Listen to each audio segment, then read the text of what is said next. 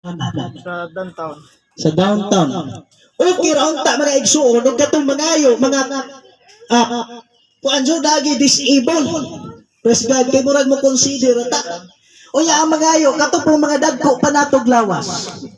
Why siguro kita mga igsuon nagsulatag simple ra kaayong sulat pero sila murag nindot kaayo nagsulat. Imagine ra gud. Kining pagpangayo makapakwartahan na.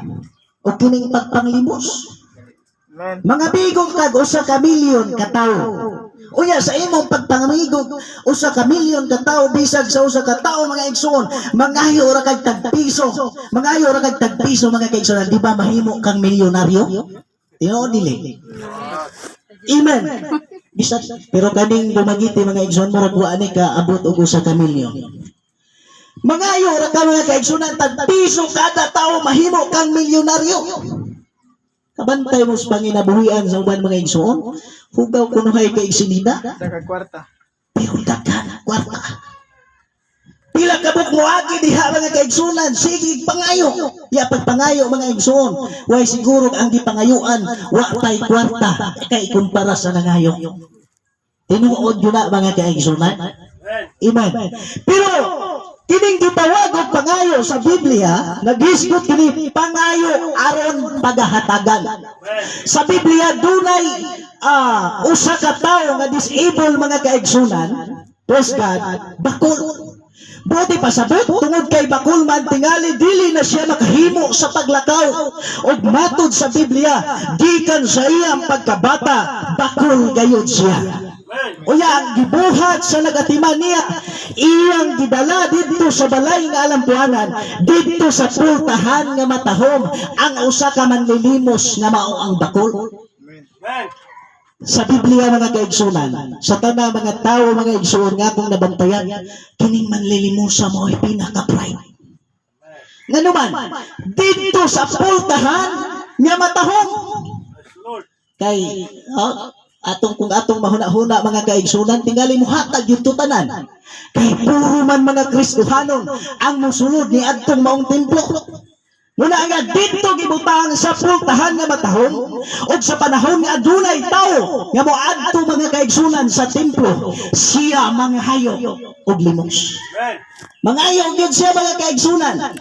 O sa iyang pagpangayo mga igsoon, siya pagahatagan tungod kay ato masinati nga bright yun. Kaya nga nung diha mampod sa balay sa Ginoo, diha mampod sa templo sa Ginoo, dunay daghang manlilimos karon tuaman sa Tiangge, pero siya dito yun sa pultahan sa templo sa Ginoo. Karon si Pedro ug si Juan mga kaigsunan, ngunay niadto sa templo aron sa pag-ampo. Praise God. Sa ilang pag-adto kay mag-ampo sila mga igsoon, ilang nakita ang usa ka bakol o buot na unta nga mga hayo nilang kwarta. Sugod na mga igsoon o pangayo. Sa diha nagsugod na pangayo, pagkukuot pa lang sa bulsa sa mga alagad sa Ginoo, wagyod sila igahatag kay sinaw mapud ang ilang bulsa. Wala ka gingon, pasiaw mga kaigsunan nga, ang mga alagad sa Ginoo, ang pastor, mga igsoon, sinaw kay long sleeve, sinaw pag kaayo kunog, kasunis, sinaw kay sapatos, di pagpipitaka nga sinaw hangtod sa sulod, di pag-iagta nga sinaw, puro yun sinaw tanan. Praise God. Karon mga igsoon, wa sila kwarta. Wala ako'y kwarta nga ikahatag kanimo, apan naay naa kanako. Mao ang pangalan ni Jesus, mao ang pangalan sa Ginoo. Wagud sila'y lain nga di kahatag mga kaigsunan. Apan tungod lagi kay nangayo, o sa iyang pagpangayo mga kaigsunan, pag-ingon pas mga apostoles, wa ako'y salapi, wa ako'y kwarta nga akong ikahatag kanimo, apan naay naan ako, mao ang pangalan sa Ginoo. Tumindog ka.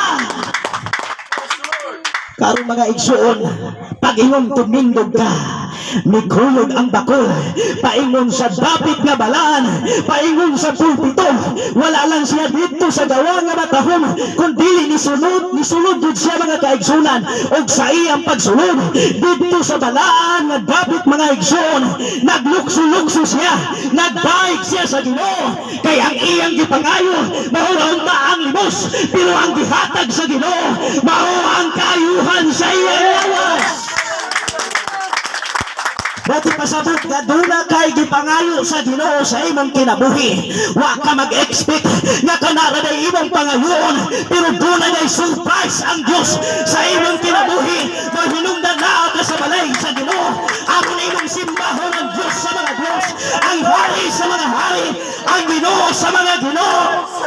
O karon mga igsoon, ang gibuhat sa mawbakol, nagdaig sa Ginoo, nagsimba sa Ginoo, tungod kay wa siya magdahom. Ngani atong panahona, ang Diyos mag-aayo kanila, o ang atong kaluwasan, diha ra gyud makaplagan sa Ginoo. Ang atong paglaom, diha ra gyud makaplagan sa Ginoo. Hallelujah, hallelujah. Pag-abot sa pultahan mga kaigsunan nga balaan, nagdaig ang maong bako. Nga naman, nangayo siya. Yes, God, kung unsay mga butang nga wala nimo, pangayo sa Ginoo mga kaigsunan, because the Bible says, if you ask anything in my name, I will do it. Buti pasabot, bisan unsang butanga nga imong pangayoon sa Ginoo, ang Diyos manabuhat nini, basta kay duna kay pagtuo. Atong dawid na ito itong buhay nga Diyos mga igsoon, kusog na pagdaig atong ihatag sa Ginoo. Pangayo aron ikaw pagahatagan. Kayo di ka mangayo mga igsoon, I'm surely mga kaigsunan nga di ka paghatagan sa Ginoo, pero kung mangayo gani ka ang ihatag sa Ginoo, mas labaw pa sa imong gipangayo. Magsinaragon nimo ang gipangayo mga kaigsunan, limos. Praise God, limos lagi iyang gipangayo, pero wa siya magdahom nga ang ihatag di ay sa Ginoo niya, paayuhan sa iyang pagkabakol. Amen. Nindot kayo ang pamaagi sa Ginoo. Doon na ganito mga kaigsunan nga bakol dihas mabinay. Praise God. Pero mahibulong ka sa milagro sa Ginoo nga gibuhat sa ilang kinabuhi. Sa diha mga igsoon nga nagsimba nila sa balay sa Ginoo, doon na tayo mga katawhan nga gigamit aron sa pagkuha hatod nila. Pagkaway, makaingon taway ayo ang ilang kinabuhi. Kay ikargad pidi ka mga igsoon, ipuso na putong ilahang katong wheelchair mga kaigsunan. Uya, musimba sa balay sa Ginoo. Uya, sa pagsimba sa balay sa Ginoo, kani adto puro pato sila dalaga. Nahibulong kog maayo sa ilang pagpaninuod o pagpangalagad sa Ginoo mga kaigsunan. During sa revival, during sa pagsimba, during sa mga pagdaig mga igsuon, magampo, magpatulo sa luha, magadaig sa Ginoo. Ang usahay mga igsoon, mag-speak in tongues sila. Praise God, managdaig, managsimba sa Ginoo. Panahon sa revival, sa panahon sa wali, niabot ang panahon mga kaigsunan. Milagro kayo ang usa nakapamana. Makaingon ka ba nga, kinsa pamay mo punit? Diba? Kay bakul na ba? Nakapamana ang usa. Praise God. Og sa dihang nakapamana, wa ko kabalo mga kaigsunan, pila na ron sila kaduog anak. Basta kay ako nakitaan nga naagid sila'y anak. Niabot ang dugay mga panahon mga igsuon, agmanghod na pud nga bakol, maoy nakapamana, oy ana bana tisoy pagyud kaayo. Diba? Milagro gyud sa Ginoo basta mo simba ra gyud ka, mudaig ra gyud ka sa Ginoo. Uya sa panahon sa ilang pag-adto sa simbahan mga kaigsunan, praise God, ang ilang mga bana mo'y magkabangos nila padulong sa simbahan ug nakahapig pagyud nila ang ilang mga bana. Amen. Pagkanindot sa kinabuhi, Tungod kung ang presensya nas Ginoo magalihim sa imong kasing-kasing, sa imong kinabuhi, wa na gyud kay mahimo mga kaigsunan. Murag ingon ka ganina mga igsoon, ang Dios sa wala pa nato pilia ang Ginoo, ang Dios na nagpili kanato, sa wala pa nato igugma ang Dios na nagigugma kanato. That's the reason why tungod sa gugma sa Ginoo naa ka sa iyang balay, aron imo siyang simbahon, aron imo siyang kalagparan sa tibok nimong kasing-kasing, sa tibok nimong kusog, o sa tibok nimong huna-huna. Kato mga bakula mga igsoon, siguro nangayo po to sila. Kay ugwa pa to sila mangayo. Bisag kinsay pasultion, praise God, imposible na yun. Milagro na yun sa Ginoo. Muna niya sa Ginoo, tinuod yun ang sa Biblia. For with God, nothing shall be impossible. Kaya sa Ginoo, walay butang nga imposible. Pangayo, ikaduhang punto, ni ana punta sa pangita. Pangita, aron kamo makakapla. Sa tanan natong buluhaton karon pag di kita mangita, di kita makakapla. Amen.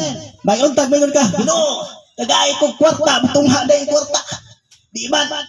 Ginoo, tagay kog 50, di man. Kinahanglan man yung kang mangita. Ginoo, tagay kog asawa, di man mutungha. Di ba? Praise God. Muna nga, Ginoo, tagay yung kog, ang uban mga igsoon magampo. Ginoo, tagay kog timailhan, kung kinsa nga akong madayon. Ginoo, hinigbukalat pa na ako ani kong mata. Kana mga pulag bakos, amo na akong pilian. Tag-aw mga igsoon, daghan mang pulag bakos. Praise God, boy. Mura bag nangayog timailhan. Ginoo, basig og mga adlaw. Hallelujah, og mas gabi basig ang bituon. Muduol-duol nas bulan. Kay mao man ay timailhan kuno mga igsoon. Kanang muduol-duol na kunos bulan ang bituon. Kana inighangyo kuno nimo, dali kuno kay mo subo. Praise God, pero unsa na lamang wa pagkabasaan nas Biblia. Praise God, hallelujah. Muna nga kamo, pagbantay-bantay mo. Naamoy wala ka ibdi mga igsoon, unya pamisitahan mo, tanawa gininyong bulan. Pag tanaw ninyo sa bulan mga kaigsunan, pag duol-duol na ang bituon, panganda mo daan, layas mo daan, balhin sa laing balay. Praise God!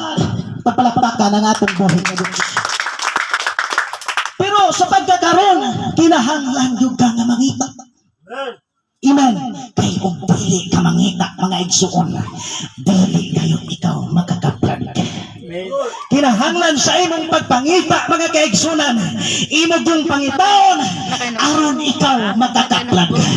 Ang mga butang nga naan nimo, wala na niabot nimo, kung wala nimo gipangita, mga kaigsunan, og labaw sa tanan, dili ka mabati sa presensya sa Ginoo, kung dili nimo pangitaon ang presensya sa Ginoo. Matod sa Biblia, hallelujah, pangitaan ninyo ang Diyos samtang siya hikaplagan pa, sampitan ninyo siya samtang anaa pa siya sa doon.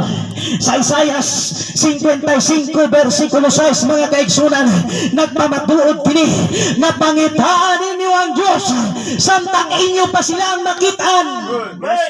Bati pasabot mo abot gid ang panahon nga dili na nato kakitaan ang Ginoo. Amen. Labi nagkatapusan ng mga igsuon. Praise God. Aon niya ako mga lagad sa Ginoo. Kanang ang Ginoo naanas kahanginan. Praise God. Kay maura bitaw na. Hallelujah. Naanas kahanginan. Kuya ako mga lagad sa Ginoo. Usaon pa nimo pagpaspas og pangalagad sa Ginoo kung naanas kahanginan ang Ginoo. Praise God. Santang doon pa siya. Ato siyang bulungon, mga igsuon. Santang hikaplagan pa siya. Ato siyang gunitan, mga igsuon. Atong bulungon ang iyang presensya.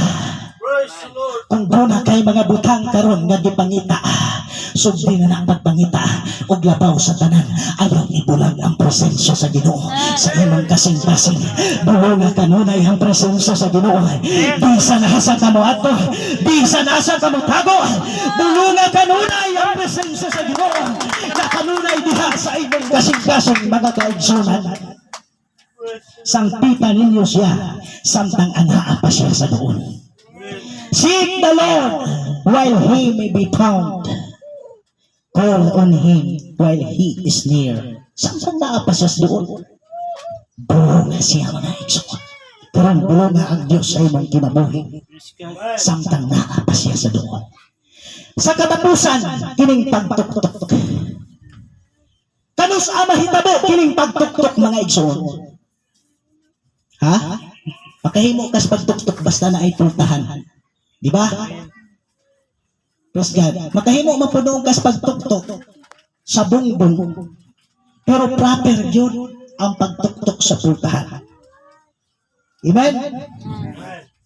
Muna mga igsuon sa Biblia, pagtuktok aron pag-aabrihan. Amen. O ang pultahan. Kung atong tanawon mga kaigsunan ang balay, doon ay pultahan. Sa oras na magtuktok ka, diyan ang pultahan. Sa dihang abrihan ka, o sa'y gamit sa balay. Ang balay gigamit sa pagpahulay. Amen, sa panahon, kapuyon ka, at kadito mo haray-haray mga igsuon. Amen. O sa imong pagharay-haray dito, makapahulay kayo ka. Amen. Sa balay, dito ka makakaon. O makapahulay kayo ikaw. Amen. Muna ang karon, subuki pagtuktok ang pultahan sa kaluwasan sa imong kinabuhi. Amen. Kaya sa oras na matuktok ka sa pultahan sa kaluwasan sa imong kinabuhi, dito ka makapahulay. Amen. Sama kini sa balay, mga igsuon. Nga ang balay dunay pultahan ug sa imong pagsulod sa maong balay. Makahimo ka sa pagkaon, makahimo ka sa pagpahulay, makahimo ka sa pagkatulog. Ug nganong mo pahuway ka, tungod kay kikapoy ka. Ingon ka, ingon ana sa pagpangalagad sa Ginoo. Nga ang pagpangalagad sa Ginoo, kinahanglan nato nga tuktuko nato ang pultahan sa kaluwasan. Tungod kay abri pa kini mga igsuon, ug tungod kay abri pa ni mga kaigsunan, mosulod